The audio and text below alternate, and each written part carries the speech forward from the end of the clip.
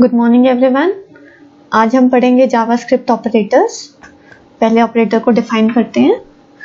Suppose हम example ले रहे हैं 4 + 5, तो इसमें जो 4 और 5 है वो क्या है, आपके ऑपरेंड्स हैं, जबकि प्लस क्या है, ऑपरेटर है।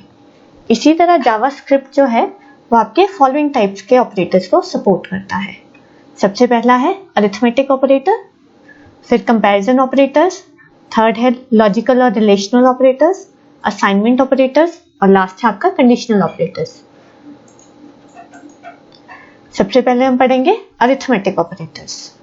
अरिथमेटिक ऑपरेटर्स में वो कॉमन ऑपरेशंस आते हैं जो हम मैथ्स में परफॉर्म करते हैं, जैसे प्लस, माइनस, मल्टीप्लिकेशन, डिवीजन, और कुछ ऑपरेटर्स ऐड किए गए हैं, उन्हें मैं एक्सप्लेन कर देती हूँ।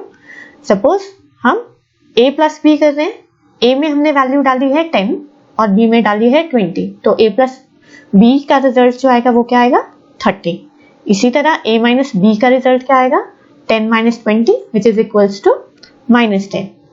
अगर a को b से मल्टीप्लाई करेंगे तो 10 × 20 इक्वल्स टू 200। डिवीजन, अगर हम डिवाइड कर रहे हैं numerator, divide the numerator by the denominator, मतलब b को डिवाइड कर रहे हैं a से, तो 20 / 10 क्या देगा, 2।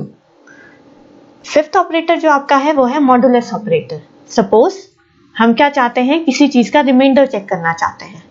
अब 20 जो है वो 10 से कंप्लीटली डिवाइड हो जाता है, तो इसका मतलब उसका रिमाइंडर क्या रहता है, 0। इसमें रिजल्ट क्या आएगा, 0।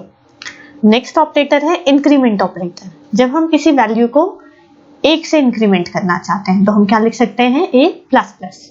a की वैल्यू 10 थी, a++ का रिजल्ट क्या आना चाहिए, 11। इसी तरह डिक्रीमेंट ऑपरेटर है, a - 10 - 1 क्या हो जाएगा, 9। अब हम यही चीज इंप्लीमेंट करेंगे यूजिंग एन एग्जाम्पल। अब जैसे कि आप देख सकते हैं, मैंने एक प्रोग्राम लिखा हुआ है जिसमें मैं ऑपरेटर्स का यूज कर रही हूँ। जावास्क्रिप्ट ऐड करने के लिए मैंने बॉडी टैग के अंदर क्या लिया है, script type equals to text/javascript। मैं वेरिएबल ले रही हूँ a = 33, b = 10, c = टेस्ट। अब रिजल्ट में मैं एक वेरिएबल दे रही हूँ जिसमें मैं पहले क्या ऐड कर पा रही हूँ, a + b। document.write क्या है, आपकी एक आउटपुट स्टेटमेंट है। document.write, अब हम क्या प्रिंट करवा रहे हैं, इसका रिजल्ट। अब रिजल्ट में आप देख सकते हो मैंने a + b स्टोर करवाया था, तो आपका 33 + 10 क्या आना चाहिए, 43। document.write नेक्स्ट एक हो गए, मैंने क्या लिया है, एक ब्रेक टैग इसमें प्रिंट करवाया। ये आपकी लाइन को क्या कर देगा, ब्रेक कर देगा। इसी तरह मैं क्या ले रही हूँ, result equals to a - b। यहाँ पे रिजल्ट क्या आएगा, 33 - 10, वो हो जाएगा आपका 23। a × b, 33 × 10 330। Again result print करवाओ, फिर ब्रेक स्टेटमेंट प्रिंट करवाओ, फिर a / b, 33 / 10 हमारे पास आना चाहिए 3.3। नेक्स्ट है a मॉड्यूलर b। अब 33 को अगर हम 10 से डिवाइड करें तो रिमाइंडर क्या आना चाहिए, 3, मतलब यहाँ पे जो रिजल्ट आएगा वो क्या आएगा, 3 आएगा। नेक्स्ट है आपका increment operator, result equals to ++a। ++a का मतलब है 10 + 1, मतलब रिजल्ट आपका आ जाएगा 11। इसी तरह मैं माइनस b कर रही हूँ, b ++a कर रही हूँ। आपका a जो था वो 33 था, 33 + 1 = 34 आना चाहिए। अगर मैं b पे डिक्रीमेंट ऑपरेटर लगा रही हूँ, b था 10, 10 - 1 = 9। इसी तरह हमने सारा लॉजिक कहाँ लिख लिया, बॉडी टैग के अंदर लिख लिया और स्क्रिप्टिंग टैग को क्लोज कर लिया। अब अपनी फाइल सेव कर सकते हो। मैंने ऑलरेडी सेव किया हुआ है इसे, आप देख सकते हो मेरे डेस्कटॉप पे एक OPR नाम का ब्राउजर फाइल पड़ी है।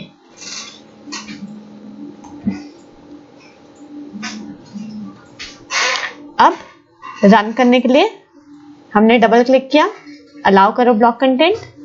अब आप रिजल्ट देख सकते हो, a + b लिया था हमने, तो 33 + 10 43, 33 - 10 23, मल्टीप्लाई कर रहे हैं 330, डिवाइड कर रहे हैं 3.3, रिमाइंडर चेक कर रहे हैं 3। मैं ++a ले रही हूँ, 33 + 1 = 34, माइनस माइनस भी ले रही हूँ, 10 माइनस 1 इक्वल्स टू 9। ये थे आपके अरिथमेटिक ऑपरेटर्स। नेक्स्ट है कंपैरिजन ऑपरेटर्स। कंपैरिजन ऑपरेटर्स में अगेन हम एग्जांपल ले रहे हैं। अगर a की वैल्यू 10 है और b की वैल्यू 20 है, अब आप देखोगे इक्वल टू में मैं क्या निशान लगा रही हूँ, double equals to. Double equals to check करता है वेदर आपकी जो राइट हैंड साइड है वो लेफ्ट हैंड साइड के इक्वल है या नहीं है। अगर वो इक्वल होगी तो वो रिटर्न करेगी ट्रू। ठीक है, सबसे पहला ऑपरेटर। नॉट इक्वल टू हम लिखते हैं exclamation equals to, a not equals to b. Same condition, अगर कंडीशन ठीक है तो वैल्यू आनी चाहिए ट्रू, अदरवाइज द वैल्यू आनी चाहिए फॉल्स। फिर है ए ग्रेटर देन बी, मतलब थर्ड आपका जो ऑपरेटर है कंपैरिजन वो क्या है, ग्रेटर देन है। इसी तरह आपका फोर्थ ऑपरेटर है लेस देन, फिफ्थ है ग्रेटर देन इक्वल्स टू, और सिक्स्थ है आपका less than equals to. A greater than b है तो वो क्या है आपका नॉट ट्रू, मतलब आपका जो आउटपुट आएगी वो क्या आएगी, फॉल्स आएगी। ए लेस देन बी है तो आउटपुट क्या आनी चाहिए, ट्रू आनी चाहिए। ए ग्रेटर देन इक्वल्स टू है या नहीं है। अब इस वाले ऑपरेटर में क्या चेक हो रहा है कि लेफ्ट ऑपरेंड जो है ग्रेटर देन और इक्वल टू, अगर वो ग्रेटर है या फिर इक्वल टू है तो कंडीशन क्या बन जानी चाहिए, ट्रू। अगर कंडीशन फॉल्स हो जाती है तो आपका रिजल्ट क्या आ जाएगा, false. Less than equals to greater than equals to का ऑपोजिट है। अब हम एग्जाम्पल देखेंगे नोट पार्ट पे कि आपके कंपैरिजन ऑपरेटर्स कैसे वर्क करते हैं। दोबारा से हम लिखेंगे HTML body script type equals to text slash JavaScript. Variable a में मैंने वैल्यू ले ली 10, b में मैंने वैल्यू ले ली 20। अब अगर हम वैल्यूज को याद रखे चलेंगे, रिजल्ट इक्वल्स टू वो क्या चेक कर रहा है, कंडीशन चेक कर रहा है कि क्या a आपका इक्वल टू है b के। अब 10 इक्वल टू नहीं है b के, इसलिए रिजल्ट क्या आना चाहिए, फॉल्स। br टैग लिख रही हूं मैं डॉक्यूमेंट डॉट राइट के अंदर, इसका मतलब हमारे पास क्या आ जाएगी, लाइन ब्रेक आ जाएगी। सेकेंड कंडीशन हम चेक कर रहे हैं क्या a लेस देन है b के। अब 10 20 से लेस देन है तो रिजल्ट क्या आना चाहिए, ट्रू। ग्रेटर देन, उसी तरह हम सिंबल्स चेंज करते जाएंगे। ग्रेटर देन, नेक्स्ट है नॉट इक्वल्स टू, फिर है greater than equals to, less than equals to, और लास्ट में हमने क्या करवा दिया है, रिजल्ट प्रिंट करवा दिया है। स्क्रिप्ट टैग को आप क्लोज कर सकते हो, बॉडी टैग को क्लोज कर सकते हो, और लास्ट में क्या क्लोज करोगे, HTML टैग। अब सेव कर लो अपनी फाइल को। मैंने ऑलरेडी नाम से सेव किया हुआ है, वो है आपका कंपैरिजन ऑपरेटर। डबल क्लिक कर रही हूं मैं अपनी फाइल को। अब आप चेक कर सकते हो, सबसे पहले था a double equals to b, false है कंडीशन। क्या a लेस देन b है तो आपका रिजल्ट ट्रू है। ग्रेटर देन b है, ये फॉल्स है। नॉट इक्वल्स टू b है तो फोर्थ आपका क्या आ रहा है, ट्रू आ रहा है। Greater than equals to b है, क्योंकि a की वैल्यू 10 है और b की वैल्यू 20 है, ना वो ग्रेटर देन है ना ही वो इक्वल्स है, तो क्या आ जाएगा, फॉल्स। लास्ट में हमने चेक किया है क्या a लेस देन है, लेस देन और इक्वल्स टू है b के, क्योंकि a की वैल्यू 10 थी और b की वैल्यू 20 थी। एक कंडीशन इसमें क्या है, ट्रू है, तो रिजल्ट क्या आएगा आपका, ट्रू आएगा। ये था आप कंपैरिजन ऑपरेटर्स का यूज अपनी प्रोग्रामिंग में कैसे कर रहे हो। नेक्स्ट ऑपरेटर्स देखते हैं। नेक्स्ट ऑपरेटर्स हैं लॉजिकल ऑपरेटर्स। लॉजिकल ऑपरेटर्स में आपके 3 तरह के ऑपरेटर्स आते हैं, लॉजिकल एंड, लॉजिकल और लॉजिकल नॉट। इसे मैं आपको एक एग्जांपल की हेल्प से समझाती हूँ। जब हम लॉजिकल ऑपरेटर्स की बात कर रहे हैं तो सबसे पहला है आपका लॉजिकल एंड। जैसा कि हमने प्रीवियस ऑपरेटर्स में देखा, a और b में हम नंबर्स ले रहे थे। यहाँ a और b में वैल्यूज जो इनपुट ली जाती है वो है ट्रू या फॉल्स। अब हम अगर एंड की बात करें, अगर a में ट्रू है और b में ट्रू है तो आउटपुट क्या आएगी, ट्रू आएगी। और a में अगर ट्रू है और b में फॉल्स है तो आउटपुट क्या आएगी, फॉल्स। अगर a में फॉल्स है और b में ट्रू है तो दोबारा आउटपुट क्या आएगी, फॉल्स आएगी। अगर दोनों में फॉल्स है तो आउटपुट फॉल्स आएगी।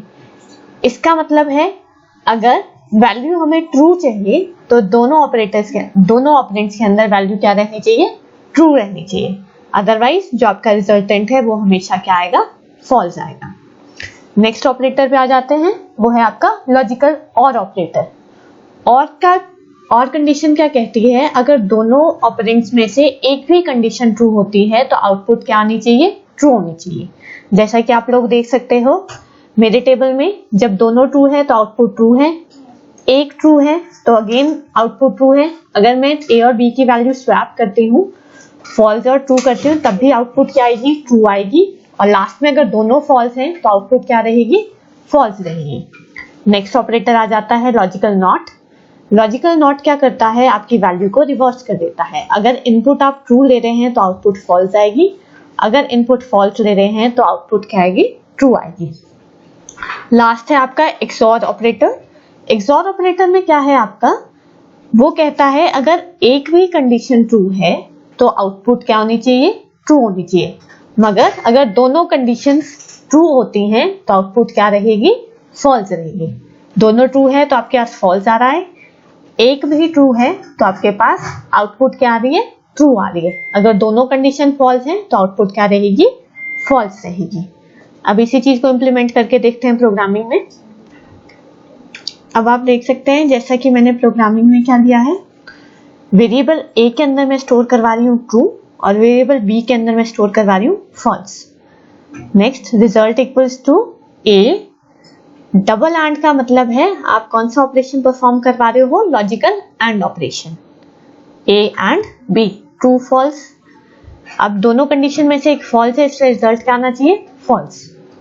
नेक्स्ट है आपका और सिंबल या फिर और ऑपरेटर। ये आपका और ऑपरेटर आप देख सकते हो, जो आपका बैक स्लैश है उसके ऊपर नजर आता है। 2 बार प्रेस करोगे तो वो पाइप सिंबल बन जाएगा, जिसे हम और ऑपरेटर भी कहते हैं। अगेन और क्या कह रहा है, अगर दोनों कंडीशंस में से एक भी ट्रू हो जाती है तो रिजल्ट क्या आता है, ट्रू आता है।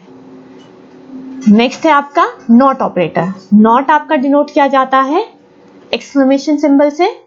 अब मैं ले रही हूं not A and B. A and B के जो भी रिजल्ट आया था, सपोज पहले वो फॉल्स आया था, तो अब वो क्या हो जाएगा, ट्रू हो जाएगा। अपने कोड को सेव कर सकते हो, मैंने लॉजिकल नाम से सेव किया हुआ है, मैं रन करके बता देती हूँ आपको। अब आप देख सकते हो हमने ए लॉजिकल एंड बी लिया तो फॉल्स आया, ए लॉजिकल और बी लिया तो ट्रू आया, और नॉट ए एंड बी लिया तो वो फॉल्स की आउटपुट इन्वर्ट हुई और वो क्या आ गया, आपका रिजल्ट ट्रू आ गया है। नेक्स्ट ऑपरेटर्स हैं आपके bitwise operators. Bitwise operators almost similar हैं लॉजिकल ऑपरेटर्स के, पर जो उनकी इनपुट वैल्यू है वो आपकी बाइनरी में रहती है। सपोज हम ए को वैल्यू ए ले रहे हैं जिसकी वैल्यू 2 है और बी ले रहे हैं 3, तो ए में जो 2 की वैल्यू है अगर उसे बाइनरी में कन्वर्ट करेंगे तो उसे हम कैसे डिनोट कर सकते हैं, 1 0 से। बी 3 है तो वो डिनोट होगी 1 1 से। अब सिमिलर ऑपरेशंस लगाएंगे बट ट्रू और फॉल्स रिप्लेस हो जाएगा 1 और 0 से। एग्जाम्पल देखते हैं। अब आप देख सकते हो मैंने फॉल्स को 0 लिया है और ट्रू को मैंने 1 से डिनोट किया है। तो 0 0 क्या हो गया आपका, 0 आएगा, 0 1 0 हो जाएगा, 1 0 0 हो जाएगा और 1 1 1 रहेगा। और के कंडीशन में अगर एक भी ट्रू थी तो वैल्यू क्या आ रही थी, आपकी ट्रू आ रही थी। मतलब दोनों इनपुट में से अगर एक भी 1 है तो आउटपुट क्या आएगा, 1 आएगा। नॉट अगेन 0 को वो कन्वर्ट कर देगा 1 में और 1 को वो कन्वर्ट कर देगा 0 में। जोर के केस में आपका अगर एक भी वैल्यू हाई है या फिर 1 है तो आपकी आउटपुट 1 आती है, अदरवाइज वो क्या 0 आती है। अगर आप देख सकते हैं लास्ट में दोनों ही आउटपुट हाई है तो भी आपकी जो आउटपुट रहेगी वो क्या रहेगी, 0 रहेगी। अब हम इंप्लीमेंट कर सकते हैं यूजिंग एन एग्जाम्पल अपनी प्रोग्रामिंग में। एग्जाम्पल्स पे जाने से पहले इसमें आपके 2 और ऑपरेटर्स हैं जो आप इंक्लूड कर सकते हो, लेफ्ट शिफ्ट और राइट शिफ्ट। जैसा कि मैंने लिखा है लेफ्ट शिफ्ट मूव करता है आपके बिट्स को towards left by specified number of bits. For example हम ले रहे हैं ए लेफ्ट शिफ्ट 1। जैसा कि मैंने आपको बताया था ए में आपकी क्या वैल्यू थी, 2 वैल्यू थी। 2 को हम बाइनरी इक्विवेलेंट में लिख सकते हैं 0 1, और अगर हम इसे एक बिट से शिफ्ट कर रहे हैं तो वो क्या बन जाएगा, इक्वल्स टू 4। इसी तरह आपका राइट शिफ्ट है, राइट शिफ्ट में हम नंबर ऑफ बिट्स को किस तरफ मूव कर रहे हैं, राइट साइड को। तो अगर हम राइट साइड को मूव कर रहे हैं तो आपका क्या बन जाएगा, a right shift 1 equals to 1 again. Program में देखते हैं ये कैसे रिजल्ट आउटपुट देता है। अब आप कोड देख सकते हो, स्लैश सिंबल के आगे जो भी लिखा है वो जस्ट आपको समझाने के लिए लिखा गया है कि आपका 2 को कैसे रीड किया गया है। ये लाइन आपकी एग्जीक्यूट नहीं होती है। अब मैं ले रही हूँ where a equals to 2। 2 की जो बिट रिप्रेजेंटेशन है वो क्या है, 1 0 है। 3 की जो बिट रिप्रेजेंटेशन है वो है 1 1। अब हम ले रहे हैं a एंड b। जैसा कि मैंने बताया आपको 0 और 1 का रिजल्ट क्या आना चाहिए, दोनों भी बिट में से अगर एक बिट हाई है या फिर लो है तो वो रिजल्ट क्या देता है, फॉल्स देता है। तो मतलब 0 और 1 1 हो जाएगा और 1 1 क्या हो जाएगा, अगेन 1 हो जाएगा। रिजल्ट क्या आया, 1 0, मतलब आउटपुट आपकी आएगी अगेन 2। इसी तरह a और b कर रहे हैं तो आउटपुट क्या आएगी, 3। नेक्स्ट है आपका, आप एक्सपोनेंट सिंबल देख सकते हो। एक्सपोनेंट सिंबल आपका बिटवाइज एक्सॉर सिंबल को रिप्रेजेंट करता है। बिटवाइज एक्सॉर सिंबल अगेन आपके रिजल्ट्स को आपके इनपुट के अकॉर्डिंग वेरी करेगा। नॉर सिंबल के लिए आपका लॉजिकल नॉर अगर हमने देखा होगा तो एक्सक्लेमेशन मार्क से था, पर बिटवाइज नॉर सिंबल आपका टिल्ड साइन से रिप्रेजेंट किया जाता है। टिल्ड साइन आपके कीबोर्ड के बिल्कुल लेफ्ट मोस्ट कॉर्नर में एस्केप के नीचे नजर आएगा आपको। इसी तरह ए राइट शिफ्ट बी और ए लेफ्ट शिफ्ट बी, मतलब ए को आप कितना राइट शिफ्ट दे रहे हो, बाय 2 बिट्स, या फिर ए को आप कितना लेफ्ट शिफ्ट दे रहे हो, बाय 3 बिट्स और 2 बिट्स। अकॉर्डिंगली आपका रिजल्ट वेरी करेगा। अपने कोड को सेव कर लो।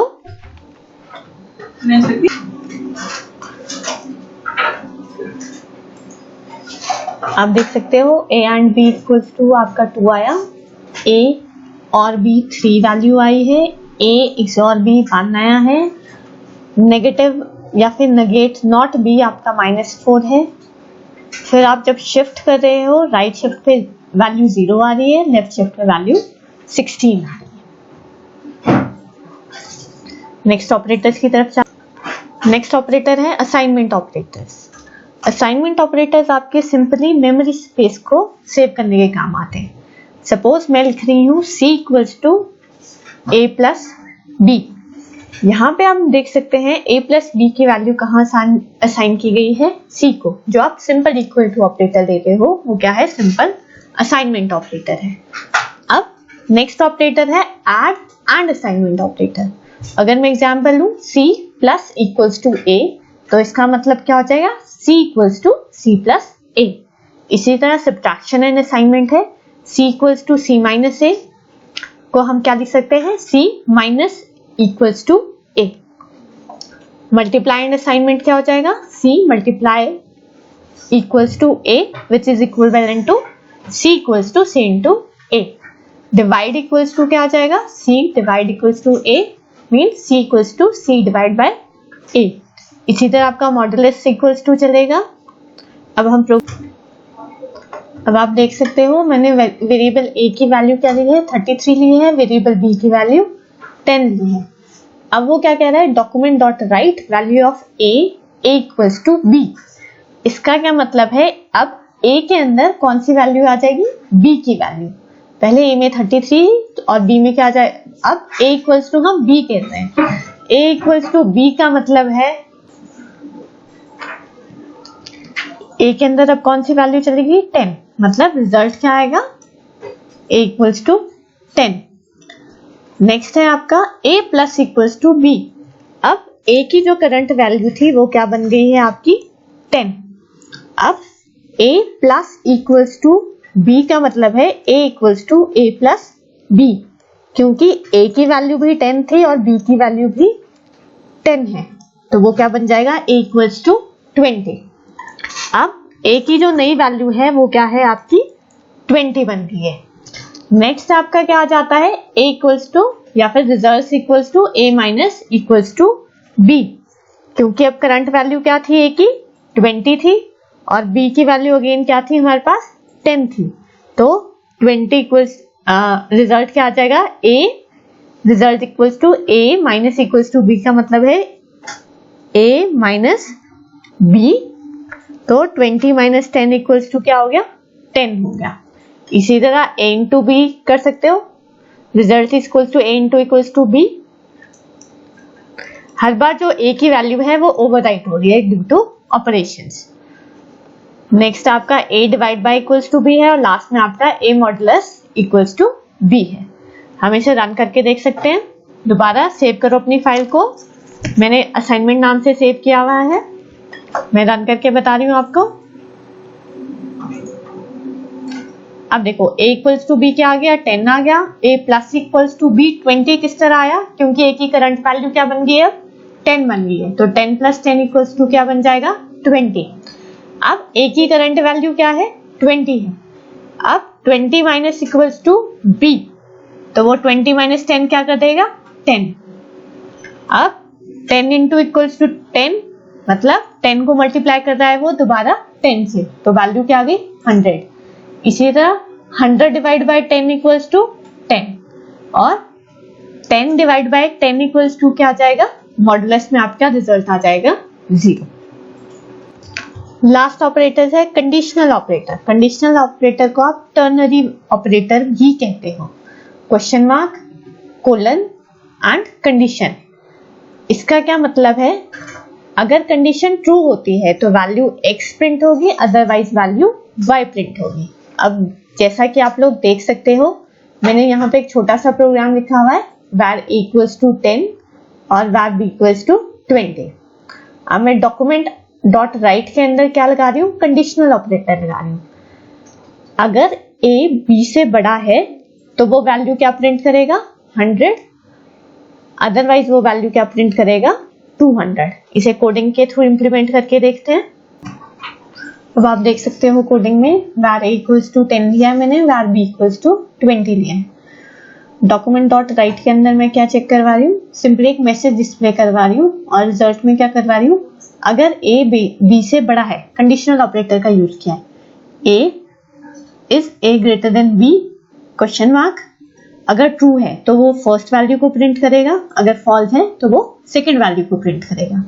क्योंकि a की वैल्यू 10 है और b की वैल्यू 20 है, तो कंडीशन आपकी क्या हो गई, फॉल्स हो गई। तो इसका मतलब फॉल्स वैल्यू रिजल्ट में स्टोर हो जाएगी, जो कि क्या है 200। मतलब आपकी जो फर्स्ट रिजल्ट है वो क्या प्रिंट होना चाहिए, 200। अगर अब इसी कंडीशन को हम रिवर्स कर देते हैं, अगर a की वैल्यू लेस देन b है, जैसा कि कंडीशन में दिख रहा है हमें, ये एक ट्रू कंडीशन है, तो वैल्यू क्या आनी चाहिए, 100 प्रिंट होनी चाहिए, अदरवाइज वैल्यू क्या प्रिंट होनी चाहिए, 200। तो कंडीशन ट्रू है तो वैल्यू क्या प्रिंट होगी आपकी 100। रन करते हैं इसे। पहले सेव कर लीजिए अपनी फाइल, मेरे डेस्कटॉप पे ऑलरेडी सेव्ड है कंडीशनल नाम से। अब आप देख सकते हो फर्स्ट में कंडीशन क्या थी, फॉल्स थी, इसलिए सेकेंड वैल्यू डिस्प्ले हुई आ रही है जो कि 200 है। सेकेंड कंडीशन में हमारा क्या था, कंडीशन ट्रू था, इसलिए आपकी क्या वैल्यू प्रिंट हुई आ रही है, 100। तो ये थे आपके ऑपरेटर्स। Thank you.